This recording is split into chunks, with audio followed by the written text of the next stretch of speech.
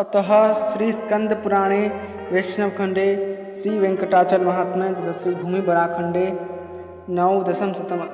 नवदशम अध्याय। वेंकटाचल पर राजा शंख और महर्षि अगस्त्य आदि को भगवान का प्रत्यक्ष दर्शन तथा वर प्राप्ति। अर्जुन ने पूछा, मुने, भगवान श्री हरि नेत्रों द्वारा दर्शन और मन द्वारा चिंतन आदि के विषय नहीं है, तो भी वे वहाँ मनुष्यों को प्रत्यक्ष कैसे हुए? भरद्वाज जी ने कहा, अर्जुन, हैयक वंश में श्रुत नाम से प्रसिद्ध एक राजा हो गए हैं, जिन्होंने पृथ्वी और यहाँ की प्रजा का दीर्घ काल तक अपनी संतान की भांति पालन किया था। उनके पुत्र शंख हुए, जो समस्त गुणों के निधि और सब शास्त्रों में कुशल थे। उन्होंने भी पृथ्वी का न्यायपूर्वक शासन किया। कमल के समान नेत्रों वाले जगदीश्वर भगवान विष्णु में राजा शंख की निश्चल एवं अनन्य भक्ति थी। उन्होंने दृढ़ निश्चय पूर्वक अद्भुत महिमा वाले देवाधिदेव जगतपति अनन्य पुरुषोत्तम का सदैव ध्यान करते हुए नाना प्रकार के व्रत, दान और पुण्य किए तथा वेदों के द्वारा जानने योग्य भगवान मधुसूदन की प्रीति के लिए ही अश्वमेध आदि यज्ञों का अनुष्ठान किया। भक्त वत्सल के सब में मन लगाकर वे प्रतिदिन गोविंद का स्मरण, अविनाशी अच्युत का जप, कमल नयन विष्णु का पूजन तथा श्रांग धनुषधारी श्री हरि का कीर्तन करते थे। पुराण के विद्वानों द्वारा कही जाने वाली पवित्र भगवत कथाओं को, जो संसार समुद्र से पार उतारने वाली है, वे सदैव सुना करते थे। भगवत प्रीति के लिए ही ब्राह्मणों की पूजा अर्चा करते थे। इस प्रकार सर्वथा अभिराम गति से श्री हरि की आराधना में संलग्न होने पर भी राजा शंख ने परम स्वतंत्र भगवान पुरुषोत्तम का कभी प्रत्यक्ष दर्शन नहीं पाया। भगवान का दर्शन न पाने से उनका हृदय शोक से व्याकुल हो गया। वे बड़ी चिंता को प्राप्त हुए। शंख बोले, मैंने बीते हुए सहस्त्राधिक जन्मों में बहुत बड़ा पाप किया है, जिसके कारण आज तक मुझे भगवान विष्णु का दर्शन नहीं प्राप्त हुआ। अनेक जन्मों में उपार्जित संपूर्ण तपस्याओं का यह एक ही अखंड फल है कि मधुसूदन भगवान विष्णु का दर्शन प्राप्त हो। अहो, भगवान मेरे नेत्रों के समक्ष कैसे प्रकट होंगे? कानों से उनके वचन सुनने का सौभाग्य कैसे प्राप्त होगा? इस प्रकार चिंता में व्याकुल होकर जब राजा के मन में जीवित रहने की अभिलाषा नहीं रह गई, तब अव्यक्त मूर्ति भगवान विष्णु ने सबके सुनते हुए कहा, राजन, तुम शोक से अधीन न हो। तुम तो एकमात्र मेरे शरण में आए हुए साधु भक्त हो। मैं तुम्हारा त्याग कैसे कर सकता हूँ? यह वेंकट नामक पर्वत तीनों लोकों में प्रसिद्ध है। राजन, यहाँ का निवास मुझे वैकुंठ से भी अधिक प्रिय है। उस श्रेष्ठ पर्वत पर जाकर भक्ति पूर्वक तपस्या करते रहने पर मैं तुम्हें प्रत्यक्ष दर्शन दूंगा। तुम्हारी ही तरह महर्षि अगस्त्य भी ब्रह्मा जी की आज्ञा से अंजनाचल के महानिवास में तपस्या करने के लिए आवेंगे। उसी पवित्र पर्वत पर निवास करते हुए तुम भी मेरी आराधना करो, इससे मेरा दर्शन प्राप्त कर लोगे। भगवान की इस प्रकार आज्ञा देने पर राजा शंख को बड़ी प्रसन्नता हुई। उन्होंने मन ही मन अपने को धन्य माना और अपने पुत्र वज्र को प्रजा पालन के कार्य में नियुक्त करके भगवान विष्णु के दर्शन की आकांक्षा से नारायण गिरी को प्रस्थान किया। उस पर्वत के ऊंचे शिखर पर पहुंचकर उन्होंने अमृत के समान दिव्य जल से परिपूर्ण कल्याणमयी स्वामी पुष्करणी देखी और उसके किनारे कुटी बनाकर स्नान पान आदि के द्वारा संतोष लाभ किया। जगदीश जनार्दन को अपने समस्त कर्म समर्पित करके राजा शंख प्रतिदिन जप और ध्यान में संलग्न रहने लगे। वहाँ उन्होंने तपस्या भी की। इसी समय सैकड़ों मुनियों से घिरे हुए अगस्त्य जी भी उस आदि पर्वत पर आए और वहाँ की आश्चर्यमयी वस्तुओं को देखते हुए सब और विचरते रहे। स्कंदधारा आदि तीर्थों में स्नान करके वहाँ उन्होंने जगदीश्वर भगवान विष्णु की बहुत समय तक आराधना की, परंतु कमल नयन भगवान श्री हरि को कहीं भी प्रत्यक्ष नहीं देखा। इससे वे चिंता और शोक में डूब गए। उस समय बृहस्पति, शुक्र तथा राजा उपरिचर और वसु, ये सब महानुभाव अगस्त्य जी के पास आए और इस प्रकार बोले, मुनिश्रेष्ठ, लोकनाथ ब्रह्मा जी ने हमें जो आज्ञा दी है उसे हम आपको बता रहे हैं। दक्षिण दिशा में वेंकटाचल नामक पर्वत है। वहाँ का निवास स्थान भगवान विष्णु को श्वेत द्वीप से भी अधिक प्रिय है। जगत गुरु गोविंद उस पर्वत पर महर्षि अगस्त्य तथा राजा संघ को अपने स्वरूप का प्रत्यक्ष दर्शन कराएंगे। उस समय सब देवताओं, ऋषियों तथा अन्य सब लोगों को भी देवादिदेव श्री हरि का दर्शन होगा। यह बात शीघ्र ही होने वाली है। ब्रह्मा जी के ऐसा कहने पर हम लोग यहाँ आए हैं और भाग्यवश यहाँ आपका दर्शन भी हमें मिल गया। अब हम आपके साथ स्वामी पुष्करणी के तट पर भगवत भक्तों में श्रेष्ठ राजा संघ का भी दर्शन करेंगे। यह सुनकर अगस्त्य मुनि शोक समूह का त्याग करके शीघ्र ही उन सबके साथ चल दिए। उस समय वहाँ यत्र तत्र चौड़ी शिलाओं पर बैठे हुए तथा भगवान विष्णु के गुण वैभव का गान करते हुए अनेकानेक सिद्ध पुरुष उन्हें दिखाई दिए। फिर उन्होंने निर्मल जल वाली दिव्य स्वामी पुष्करणी का भी दर्शन किया और उसके किनारे आश्रम बनाकर रहने वाले राजा संघ को भी देखा, जो मन, वाणी और शरीर द्वारा होने वाले समस्त कर्म भगवान विष्णु को समर्पित करके विराजमान थे। उन्हें आया देख राजा ने सबका यथावत सत्कार किया। फिर सब लोग एक दूसरे का समादर करते हुए वहाँ बैठे और उत्कंठित होकर गोविंद के नामों का कीर्तन करते हुए कृतार्थ हो गए।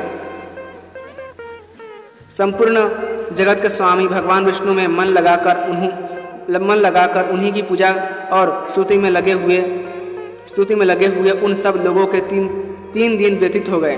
तीसरे दिन रात में उन सबको नींद आ गई। फिर चौथे पहर में उत्तम सपना देखा। भगवान पुरुषोत्तम हाथों में शंख, चक्र और गदा धारण किए प्रसन्न मुख से वर देने के लिए खड़े हैं। उनके नेत्र खिले हुए हैं। भगवान की यह झांकी देखकर सभी प्रसन्नचित होकर उठे और कुटी से निकलकर सबने स्वामी पुष्करणी के पावन जल में विधि पूर्वक स्नान किया। तत्पश्चात प्रातः कालोचित समस्त कर्मों का अनुष्ठान करके भगवान विष्णु की आराधना करने के लिए वे राजा के आश्रम पर लौटे। मार्ग में पक्षियों द्वारा ऐसे शुभ शकुन की सूचना मिली जो तत्काल कल्याण की प्राप्ति कराने वाला था। उस शकुन को देखकर सबको यह विश्वास हो गया कि भगवान का कृपा प्रसाद अवश्य प्राप्त होगा। तदंतर त्रिभुवन विधाता भगवान जनार्दन का पूजन करके उन्होंने वेद वर्णित पवित्र स्तोत्रों द्वारा उनका स्तवन किया। स्तुति के अंत में महर्षि अगस्त्य और राजा संघ भगवान के अष्टाक्षर ओम नमो नारायणाय मंत्र का जप करने लगे। इस प्रकार जगत स्वामी श्री हरि में चित्त लगाए हुए उन महात्माओं के आगे एक महान अद्भुत तेज प्रकट हुआ, जो कोटि कोटि सूर्य, चंद्रमा और अग्नि के तेज पुंज सा प्रतीत होता था। उस तेज का दर्शन करके सबको बड़ा आश्चर्य हुआ और उन्होंने उसके भीतर परमानंद विग्रह दिव्य रूपधारी भगवान श्री नारायण का चिंतन किया, जो मन और वाणी के मार्ग से सर्वथा दूर हैं। अपने विख्यात ऐश्वर्य से सदा प्रकाशित होते हैं। सहस्त्र नेत्र, सहस्त्र भुजा और सहस्त्र चरणों से ये संयुक्त हैं। तपाए हुए सुवर्ण के समान दीप्यमान कांति से जिनका रूप बड़ा मनोहर लगता है, जो अपने वक्षस्थल पर लक्ष्मी को धारण करते हैं और कौस्तुभ मणि से सुशोभित होते हैं, जिनका स्वरूप अचिंत्य है, जो अनादि और अनंत हैं, समस्त ब्रह्मांड को अपने आप में ही प्रकाशित करते हैं और सर्वत्र व्यापक हैं। उन्हीं भगवान जगन्नाथ को अपने सामने देखकर अगस्त्य और शंख आदि सब मुनियों के मन में बड़ा हर्ष हुआ। सबने बार बार भगवान के चरणों में मस्तक झुकाया।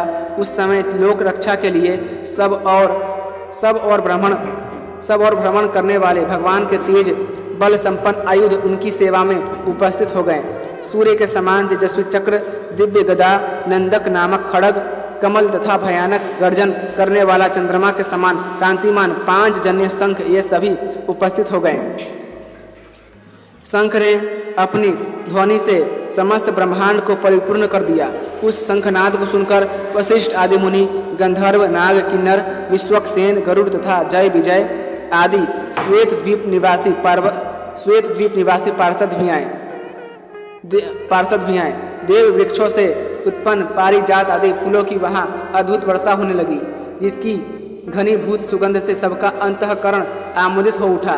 भक्त वत्सल कमल नयन भगवान विष्णु को प्रसन्न देखकर सब देवताओं और ऋषियों ने नाना प्रकार के स्तोत्रों से साष्टांग प्रणाम पूर्वक स्तवन किया।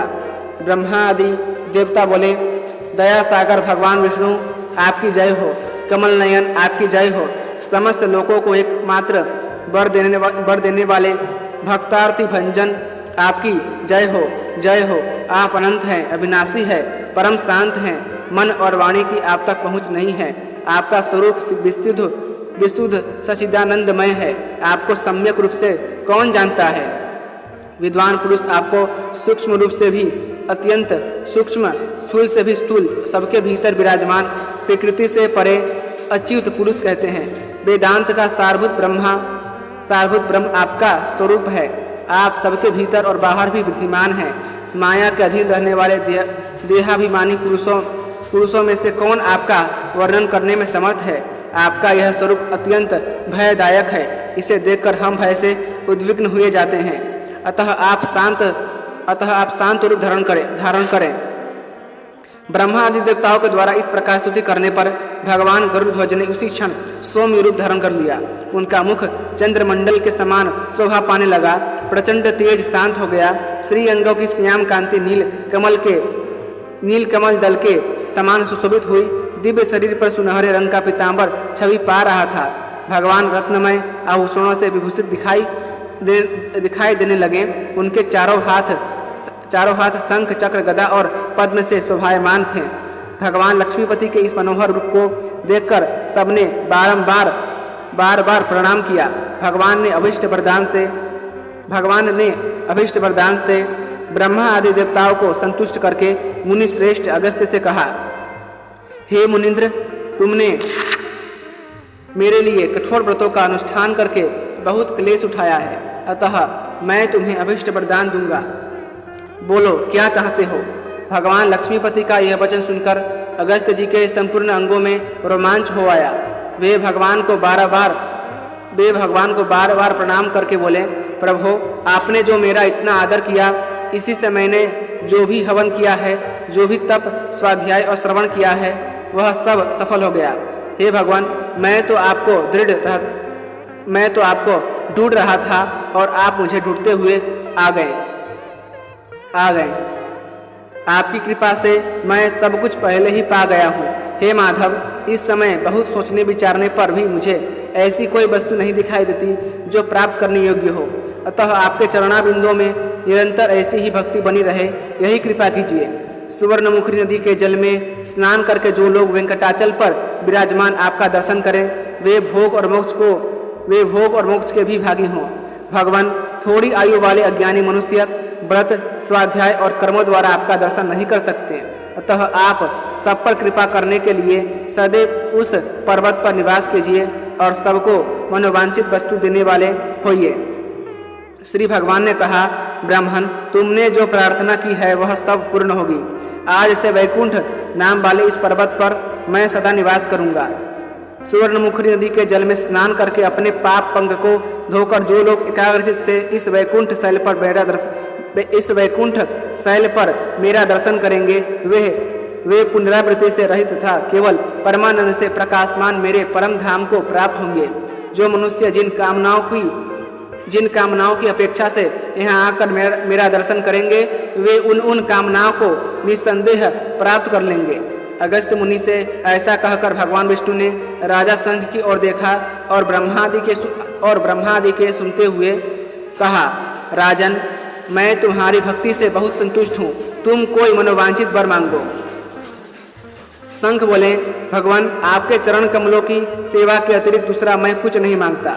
आपके भक्त जिस गति को पाते हैं, उसी उत्तम गति के लिए मैं भी याचना करता हूँ। श्री भगवान ने कहा, शंख, तुमने जो कुछ मांगा है वह सब उसी रूप में प्राप्त होगा। मेरी सेवा में लगे रहने वाले कल्याणमय पुरुषों के लिए कौन सी वस्तु दुर्लभ है।